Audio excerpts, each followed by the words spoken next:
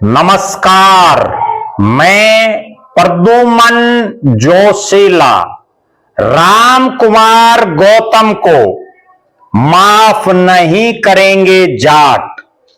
जी हां, गौतम की कही बात को अपने पर ले लिया जाटों ने। भले ही गौतम ने किसी का नाम नहीं लिया, किसी जाति का नाम नहीं लिया, लेकिन जाट समाज ने समझ लिया कि ये शब्द उनकी तरफ कहीं ना कहीं इशारा कर रहे हैं। और यही एक कारण है कि कल जाट समाज और खापे एक बहुत बड़ी महापंचायत गौतम के गांव, गौतम के शहर नारनौंद में करने जा रही हैं। इस महापंचायत का फैसला तय कर देगा राम कुमार गौतम का राजनीतिक कैरियर। आज के इस वीडियो में हम विस्तार से आपको बताएंगे आखिर कल की महापंचायत में क्या होने जा रहा है। उससे पहले आप सभी दर्शकों से यह अनुरोध है कि YouTube पर हमारे चैनल को सब्सक्राइब करें, बेल आइकन घंटी का बटन अवश्य दबाएं, वीडियो को ज्यादा से ज्यादा शेयर करें, वीडियो को हाइप जरूर करें, अपने विचार कमेंट के माध्यम से जरूर रखें। Facebook, Instagram, Twitter, x, threads पर हमें फॉलो और लाइक जरूर करें। जो दर्शक निष्पक्ष, निर्भीक और स्वतंत्र पत्रकारिता में विश्वास रखते हैं वो हमें निरंतर आर्थिक सहयोग जरूर करें। उसके लिए आप हमें हमारे मोबाइल नंबर 94 166 74 472 94 166 94 472 74472 पर गूगल पे या फोन पे जरूर करें। अब मैं आपको जो बताने जा रहा हूं, नारनौंद के बाशिंदे जो फिलहाल सफीदों से भारतीय जनता पार्टी के विधायक हैं, नाम है राम कुमार गौतम। उनका एक बयान, भले ही उन्होंने बिना नाम लिए अपनी बात रखी हो, लेकिन सार्वजनिक तौर पर सालों से राज चला गया। नायब सैनी लागदार है, सुसरा बटेऊ चूरमा खावे, उल्वो हरियाणा सबका है जैसे शब्द माफी मांगने के बावजूद उन पर भारी पड़ते नजर आ रहे हैं। राम कुमार गौतम को लेकर के कल यानी 14 दिसंबर के दिन, 14 दिसंबर रविवार के दिन खुद राम कुमार गौतम के गांव, उनके शहर नारनौंद के देवराज धर्मशाला में एक महापंचायत होने जा रही है, जिसमें खाप प्रतिनिधि, इलाके की सरदारी, विभिन्न जाट संस्थाओं से जुड़े हुए लोग, अनेक सामाजिक व्यक्तित्व इस महापंचायत में शामिल होने जा रहे हैं। हांसी में जाट धर्मशाला में 7 बास की जो पंचायत हुई, उसके बाद ये कारवां डटता हुआ नजर नहीं आ रहा है। 7 बास के द्वारा 7 दिसंबर को हांसी की जाट धर्मशाला में जो एक बैठक हुई, उसके बाद अनेक खाप प्रवक्ताओं, खापों से जुड़े हुए लोगों, विभिन्न जाट संस्थाओं से जुड़े हुए लोगों के बयान आए। किसी ने प्रेस कॉन्फ्रेंस की तो किसी ने सोशल मीडिया के माध्यम से अपनी बात रखी, और उसके बाद एक नतीजे पर जाट समाज और खाप सरदारी पहुंची कि 14 दिसंबर को नारनौंद की देवराज धर्मशाला में बड़ी महापंचायत हो, दादा देवराज धर्मशाला, जिसमें खाप प्रतिनिधि और समाज के गणमान्य व्यक्ति पहुंचकर कड़ा फैसला लेंगे। इस महापंचायत पर ना केवल नारनौंद और आसपास के इलाके की, बल्कि हिसार जिले और हरियाणा प्रदेश और उत्तर भारत की नजरें हैं। हांसी में पहले छोटी मीटिंग हुई, नारनौंद में विशेषकर हिसार जिले से जुड़ी हुई तमाम खाप सरदारी,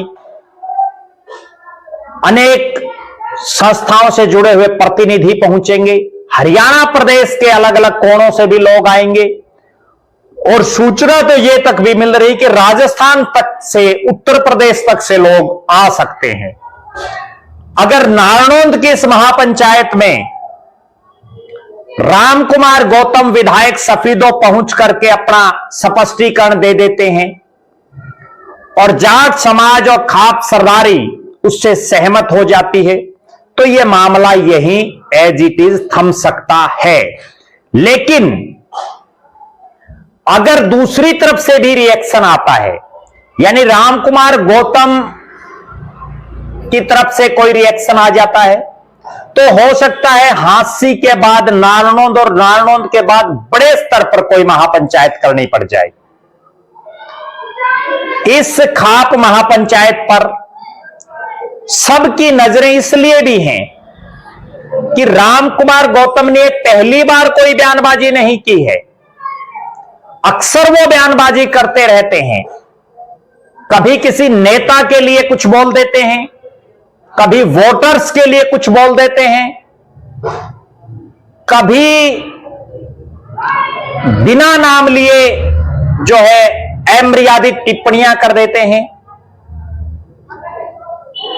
अगर रामकुमार गौतम पर बुढ़ापा हावी हो गया है तो उनको सक्रिय राजनीति से संन्यास ले लेना चाहिए, सार्वजनिक मंचों पर बयानबाजी देने से बचना चाहिए, या रामकुमार गौतम खुद ही एक हाइप क्रिएट करने के लिए, एक पब्लिसिटी के लिए इस तरह की बयानबाजी दे देते हैं ताकि लोग फिर बार बार रामकुमार गौतम उन्हीं का नाम लेते रहें और मंत्री ना बनने की टीस जो उनकी लगातार पिछले काफी समय से सार्वजनिक रूप से हमने बार बार देखी है, वो प्रदेश में चर्चा में रहने के लिए भी ऐसा हो सकता है कि कर रहे हों। लेकिन इस बार जाट समाज ने, भले ही रामकुमार गौतम ने नाम ना लिया हो, लेकिन उन्होंने अपने पर वो बात ले ली है। और जब कोई समाज, कोई शख्स अपने ऊपर किसी की कही हुई बात को ले ले तो फिर वो हर हालात और हर परिस्थिति में जवाब देने के मूड में होता है।